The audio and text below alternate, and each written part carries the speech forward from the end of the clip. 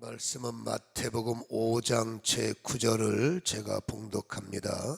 화평케 하는 자는 복이 있나니 그들이 하나님의 아들이라 일컬음을 받을 것이며. 아멘. 찬양을 받으시는 주님 영광 돌립니다. 화평케 하는 자는 복이 있나니 그들이 하나님의 아들이라 자격을 얻을 것이다, 이렇게 말씀을 주고 있습니다. 여러분, 화평의 은혜를 깨닫고 나면 화평을 가지고 사는 것이 아니라 그 화평을 알면 화평케 하는 자, 화평의 영향력을 나타나는 사람들이 바로 하나님의 아들이라는 자격증을 준다는 거예요. 여러분, 하나님을 왕의 왕이라고 하지 않습니까? 그러면은 하나님의 자녀라는 말은 왕의 아들이라는 말이죠. 그러므로 신앙생활을 통해서 우리는 신분 상승이라는 놀라운 은혜를 우리가 받는 겁니다. 여러분, 하나님의 아들, 왕의 아들이면 상속자 아니겠어요? 왕의 아들의 상속이라는 게 얼마나 매력적이고 정말 놀라운 단어입니까? 그러니까 신앙생활을 하면 우리는 상속자의 시작이 일어나는 거죠. 어떤 상속입니까? 이 땅을 살 때 하나님은 하늘에 계시고 영이시기 때문에 우리는 영적 상속자가 되는 거예요. 여러분, 영의 상속자의 최고의 축복이 뭐냐면 이 땅에 살면 우리는 하고 싶은 말이 많아요. 요청도 하고 싶고 소리도 지르고 싶고 나 좀 누가 좀 도와주세요 라는 말을 하고 해야 할 때가 너무나 많습니다만은 그 말을 들은 사람들이 함께 안타까워해 주고 어떻게 하면 좋아 격려는 해 주지만 과연 여러분, 내 말을 들어줄 수 있는 사람은 주변에 많을 거예요. 그러나 나의 요청, 나의 안타까운 여러분 소리 지름에 그 소리 지름을 도와주시고 해결해 줄 수 있는 힘을 가진 분들이 과연 내 인생 주변에 몇 분이나 계시겠느냐. 한두 번은 가능하지만 그럴 때마다 내가 외칠 때마다 내가 네 소리를 들어줄게. 노래가 소리 지를 때마다 내가 네 인생의 뒤를 봐줄게. 내가 너의 소리에 책임져 줄게 라고 보증해 주고 실질적으로 그러한 능력이 있어서 우리의 소리를 뒤에서 해결할 수 있는 힘이 있냐 그 말입니다. 우리가 예수를 믿는 축복이 뭐냐면 바로 창세기 18장 5절을 저는 정말로 좋아합니다. 아브라함이 사람 셋인데 천사임을 발견하고 요청하죠. 우리 집에 들어오세요. 그리고 쉬셨다 가세요 라는 요청, 외침이 있었을 때 하나님은 아브라함에게 이렇게 반응하셨습니다. 네 말대로 그리하리라. 여러분, 성도가 외칠 때마다 하나님께서 하늘문을 여시고 네 말대로 그리하리라. 우리가 소리를 낼 때마다 내가 네 소리를 들어줄게. 우리가 외칠 때마다 내가 너의 소리에 반응할게. 여러분, 이것이 최고의 축복이란 말입니다. 하나님의 영적 상속자라는 개념이 이런 거예요. 우리가 소리 낼 때마다 내 소리를 받아주시고 들어주시고 그리고 그 소리의 등 뒤에서 나를 떠밀어 주시고 때를 따라 하늘문이 열려 사닥다리도 열어주시고 앞에 길이 되어주시고 문이 되어주시고, 물론 주님이 원하는 문은 좁은 문이지만 어쨌든지 그 문 열고 들어가면 생명이 있고 그 문 열고 들어가면 승리하지 않습니까? 그러므로 우리의 소리를 들어주신다. 네 말대로 그리하리라. 이게 영적 상속이고 최고의 축복이라는 얘기입니다. 그래서 성도라고 하면 하나님의 보좌를 움직이는 사람, 성도는 보좌를 움직이는 사람이다. 시작. 성도는 보좌를 움직이는 사람이다. 얼마나 멋진 말입니까? 얼마나 아름다운 말입니까? 그러나 이 성도는 하나님의 보좌를 움직이는 사람, 이게 그냥 책의 제목인 거예요. 이것이 우리의 삶을 움직이고 우리의 삶 속에 정말로 하나님의 보좌가 움직여줘야 되는데 부스러기 은혜는 가능하지만 실질적으로 이 멋진 단어가 그냥 책에 기록된 제목인 거예요. 어떤 책에 기록한 제목, 책의 제목, 성도는 하나님의 보좌를 움직이는 사람, 그냥 그게 책에 있는 내용이에요. 여러분, 이게 이론이 되면 안 되죠. 당연히 영적 상속자인 하나님의 성도들은 하나님의 보좌를 움직이는 사람들, 우리가 외칠 때마다 부르짖을 때마다 하나님께서 내가 네 말대로 해줄게, 내가 네 말대로 움직여줄게, 이런 최고의 응답을, 이런 소리를 듣고 사는 우리는 축복자가 되어야 된다 그 말이에요. 근데 왜 이런 위대한 말이, 놀라운 말이 우리는 아멘으로만 그칠까? 이것이 왜 우리는 이론이고 실제가 되지 않을까? 참 속상한 일이죠. 이것이 빨리 여러분 이론이 아니라 실제가 되어야 힘이 있고 그렇게 받은 거룩함을 통해서 세상의 나의 빛된 모습을 보여주는데 왜 이것이 메아리로 끝나고 책에 그냥 멋진 어떤 책의 제목으로 끝나야 될까? 우리는 고민을 해볼 필요가 있다는 겁니다. 분명히 예수를 나의 구주로 영접했거든요. 그래서 성경의 약속 따라 우리는 하나님의 자녀가 되는 권세, 라이센스를, 영적 라이센스를 받았다 그 말이에요. 근데 왜 성경이 말하는 대로 최고의 축복의 권한, 하나님의 상속자로서 외칠 때마다 내 소리가 상달이 안 되느냐? 이론은 그게 아닌데 왜 실제가 안 되느냐? 이것 때문에 우리는 정말 고민에 빠질 수밖에 없는데, 우리가 산상수훈을 마치면서 우리가 1절로부터 여러분 12절까지 마쳤어요. 그리고 우리가 나머지 7장, 6장과 나머지 5장, 6장, 7장은 우리가 새 일의 기도회 때 강의를 했습니다. 한 강의씩. 그러니까 우리가 다 말씀을 받았단 말입니다. 오늘 마지막 말씀이 이 바로 화평이라는 거예요. 여러분, 이 화평이라는 은혜를 깨달아야 정말로 하나님의 거룩한 상속자가 될 수 있다는 거예요. 여러분, 화평이라는 말이 제일 작기 때문에 마지막 챕터에 등장하는 것이 아닙니다. 여러분, 그 성령의 9가지 열매 중에서 사랑, 온유, 뭐 이런 저런 뭐 화평, 뭐 양선 이런 것들이 쭉 있는데 마지막 성령의 9가지 열매의 마지막이 뭡니까? 절제란 말이에요. 어떤 사람들은 절제가 별것 없기 때문에 마지막에 꼴찌로 등장하는 거야, 여러분 이렇게 생각하지만 아닙니다. 이 성령의 8가지 열매를 맺으려면 절제가 붙어줘야 되는 거예요. 우리 속에 절제가 버팀목이 되지 않으면 8가지 열매도 이론이 될 확률이 많다 그 말입니다. 그렇죠? 그래서 우리는 절제하는 마음을 가져야 성령의 9가지 열매를 맺는 것처럼 하나님의 산상수훈의 말씀에서 가장 강력한 말씀이 뭐냐? 화평케 하는 자라는 것을 우리는 깨달아야 할 필요가 있다. 화평이 장착되어야 된다 그 말이에요. 보세요. 화평케 하는 자가 하나님의 아들이라 일컬음을 받을 것이다.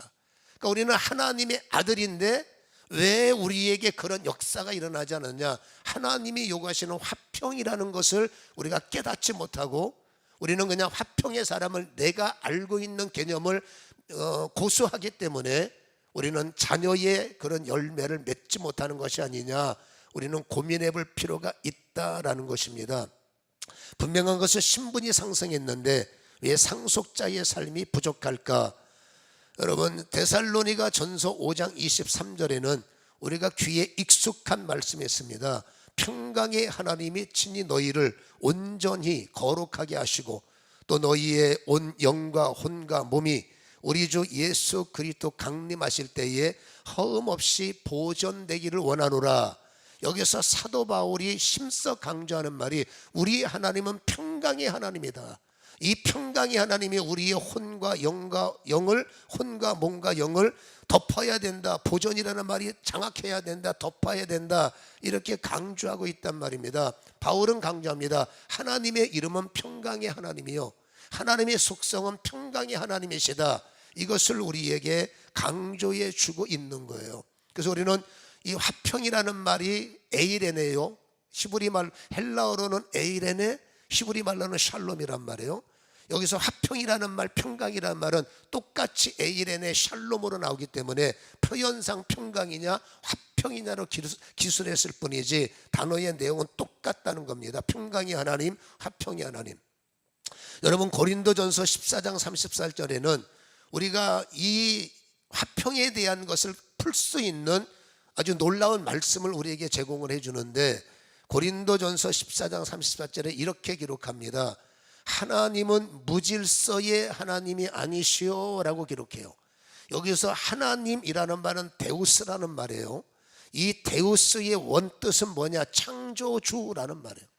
이 말을 다시 한번 기록하면 이렇게 됩니다. 하나님은 무질서를 창조한 적이 없다라고 말씀하시는 거예요. 여러분, 이 무질서라는 것을 창세기 1장 2절에는 혼돈, 카오스라고 표현을 합니다. 하나님은 카오스가 예전부터 있었지만 그 카오스를 뒤집어 엎어서 하나님은 질서, 그래서 하나님은 무질서의 하나님이 아니시오 오직 화평의 하나님이시다, 이렇게 말씀을 우리에게 전해주고 있는데, 자 보세요. 이 무질서라는 말을 우리가 이 말을 이해하려면, 여러분, 무질서는 하나님이 창조하신 것이 아님을 왜 강조할까요? 하나님은 질서의 하나님입니다.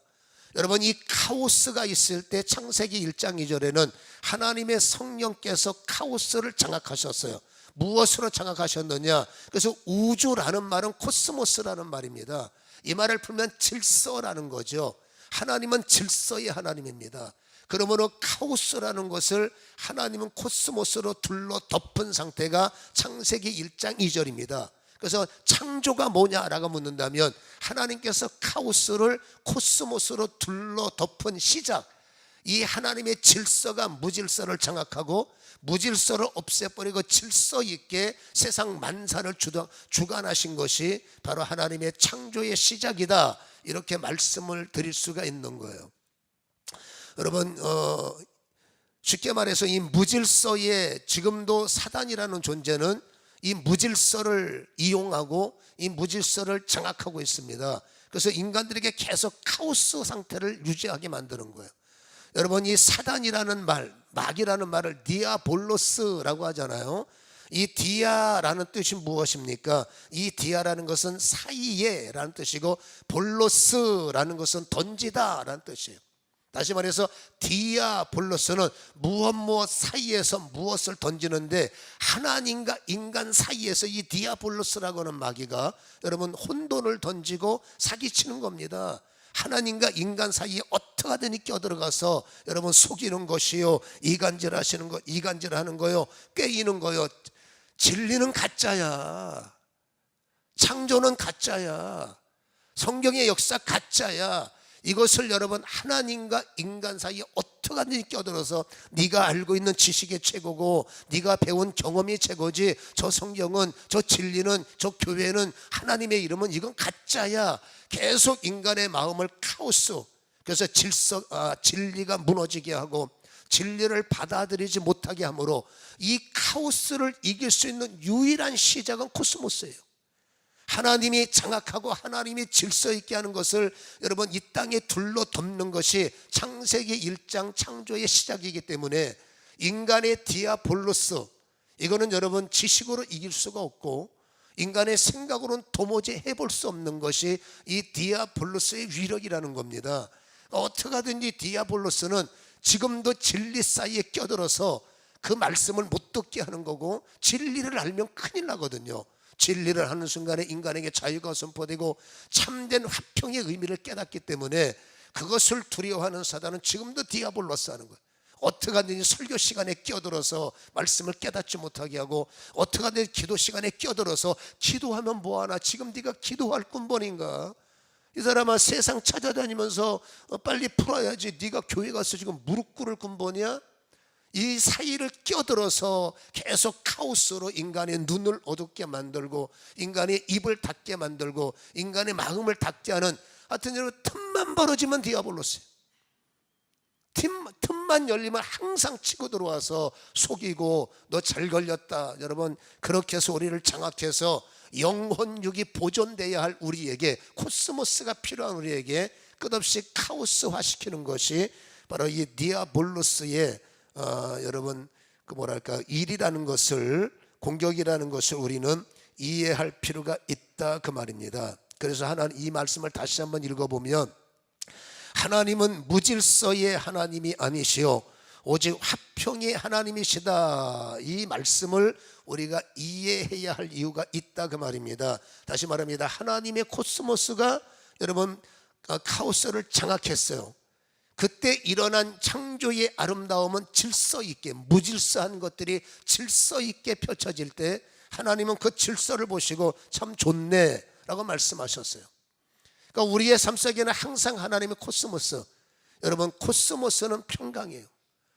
여러분, 하나님께서 만드신 이 코스모스의 그 세계 가운데 가장 아름다운 현장이 바로 에덴 동산입니다.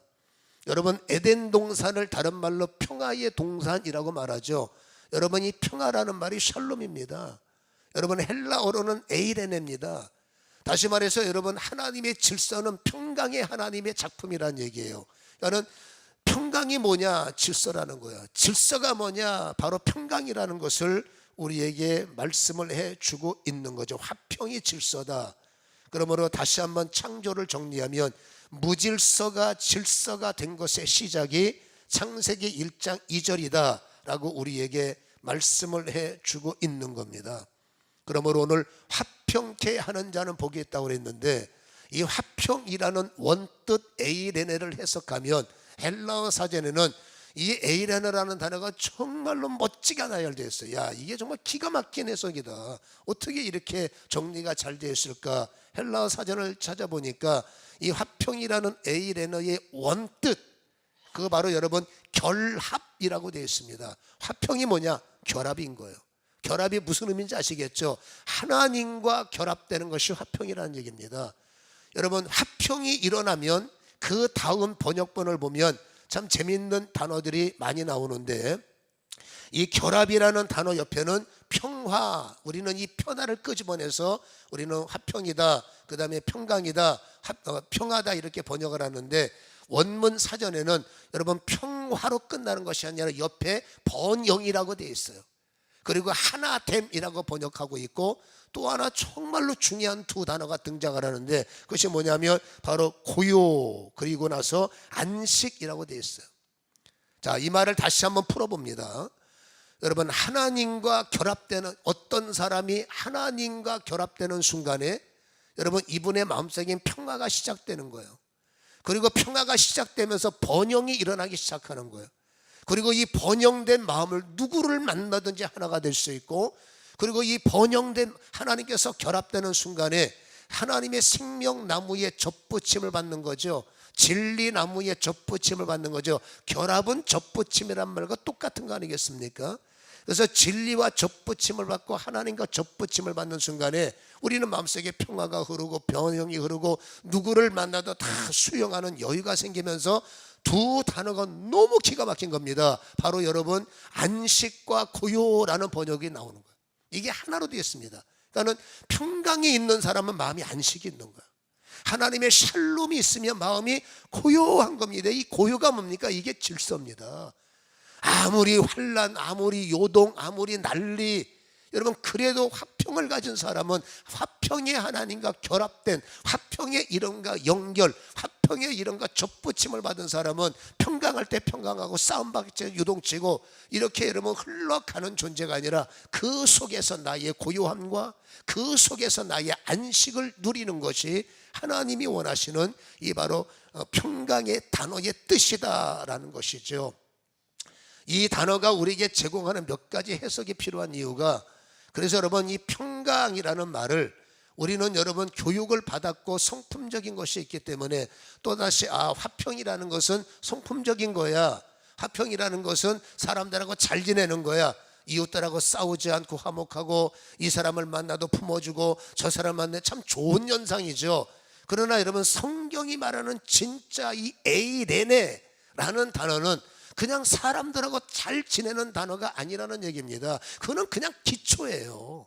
하나님의 사람들이라면 사람하고 잘 지내야 연결이 되지 않습니까? 근데 화평이라는 단어는 그냥 이웃과 친밀하게 잘 지내는 것이 아니란 말입니다. 왜? 화평케 해야 되기 때문이죠. 그건 어떤 영향력을 우리에게 강조하고 있다 그 말입니다. 그래서 여러분 시브리서 12장 14절과 골로새서 3장 5절 13, 15절을 보면 골로새서는 이렇게 말합니다. 그리스도의 평강이 너의 마음을 주장하게 하라. 왜 주장해야 되는지 아십니까? 시브리서 12장 14절에 보면 모든 사랑과 더불어 화평함과 거룩함을 따르라 라고 되어 있어요. 자, 여기서 따르라 라는 단어가 굉장히 변화가 주목해야 되는 거예요. 중요한 단어인데, 우리는 여러분 화평을 갖고 살라로 끝나는 것이 아니라 너는 화평의 십자가, 너는 여러분 거룩한 십자가의 의미를 알아서 화평을 따라가는 자, 하나님이 요구하는 여러분 그 모습은 화평을 따라간다는 거예요.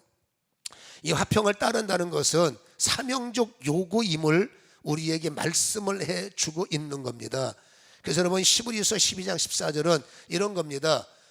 여러분, 하나님의 화평과 거룩함을 따르라는 것은 너는 사람들하고 잘 지내는 것은 기본이고 거기서 그치는 것이 아니라 하나님의 사람들은 누구를 만나든지 그 사람을 하나님의 화평과 결합시켜 주는 거예요.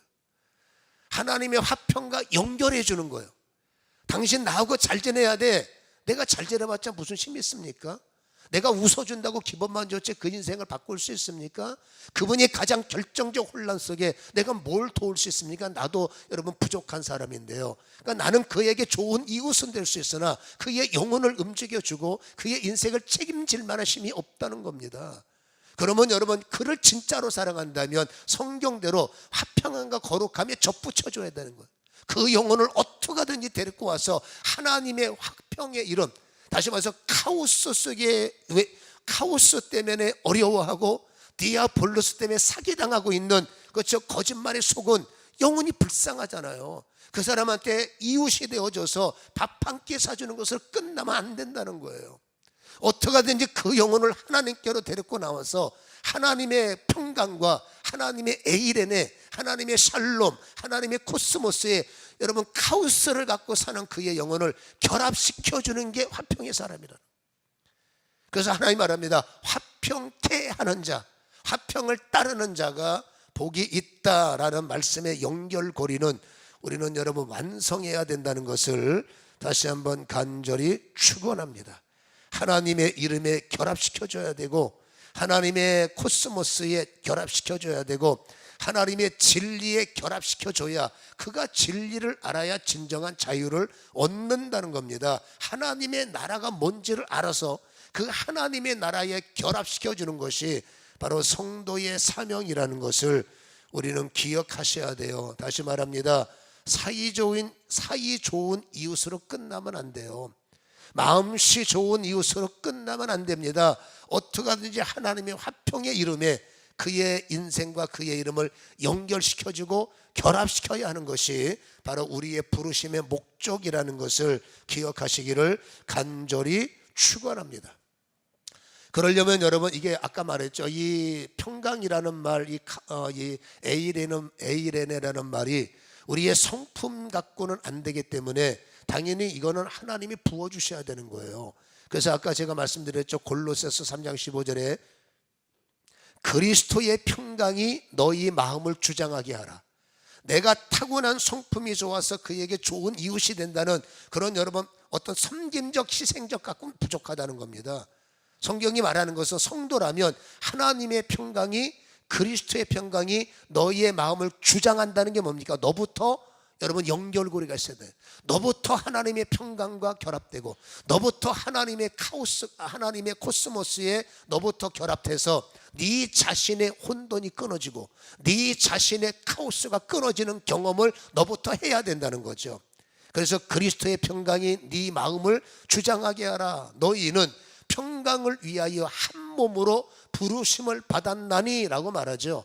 그래서 여러분, 이 말을 육으로만 받아들이면 그냥 마음씨 좋은 이웃, 그게 아니죠.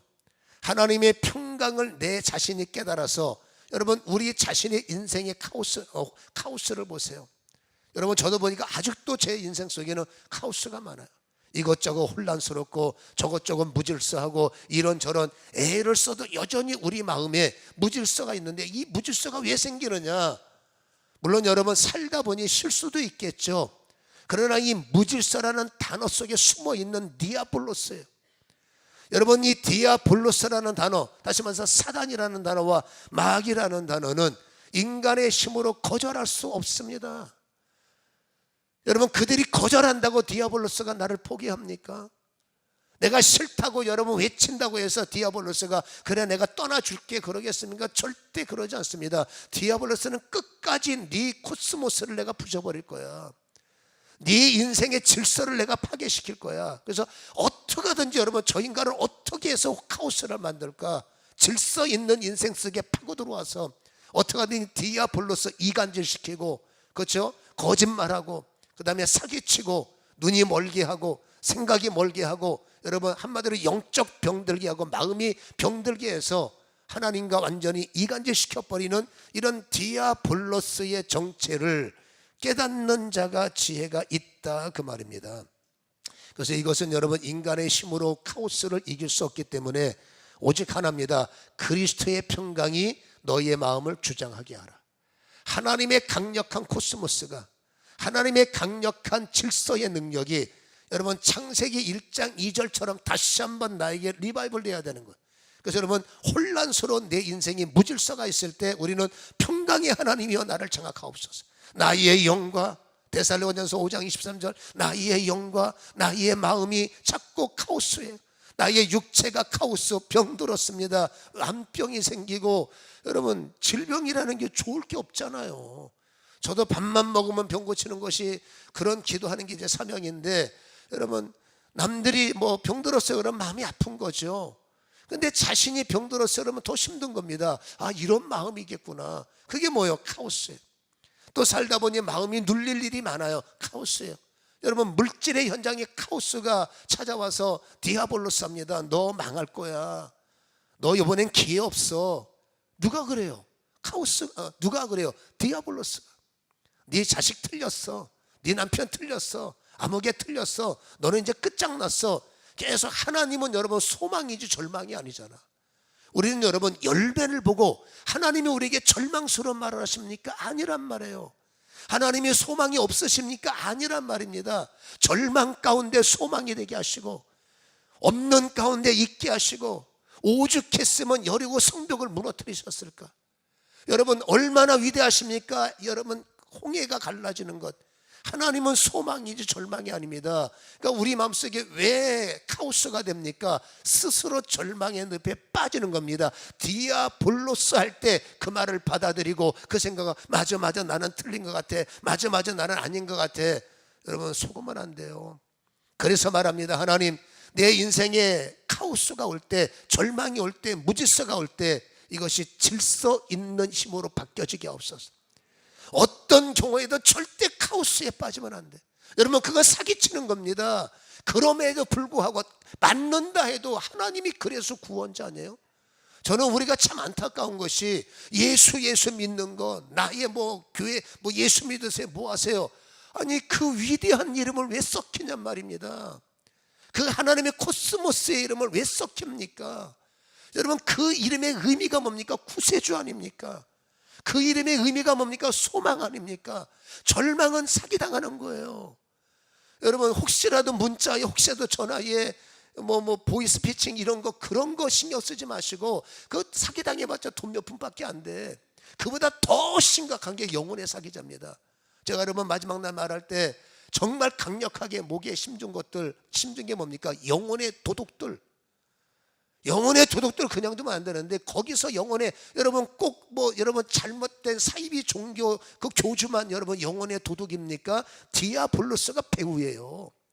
그래서 우리 마음속에 절망을 주고, 우리 마음속에 나는 안 될 것 같아. 왜 안 됩니까? 하나님은 소망입니다. 길이 없을 때 길인 거예요.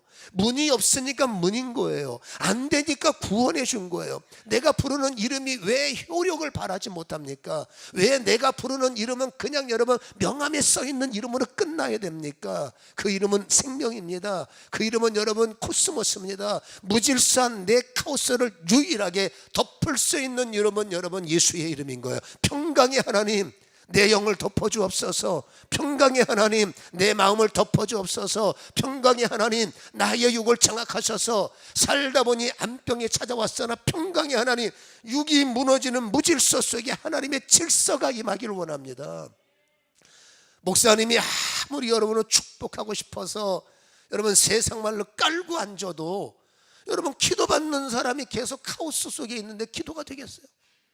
기도받는 사람이나 기도해 주는 사람이나 똑같이 하나님의 생명 질서를 보고, 목사님이 기도하면 나는 살 거예요, 자매는 기도받으면 살 겁니다, 이런 여러분 질서와 평강과 평강이 하나가 될 때 위력을 발휘하는 거예요. 물론 급하면 여러분 그분의 믿음과 상관없이 하나님이 부스러긴 이례적인 은혜를 주시겠지만, 우리가 왜 하나님의 상속자가 부스러긴 은혜로 살아야 됩니까?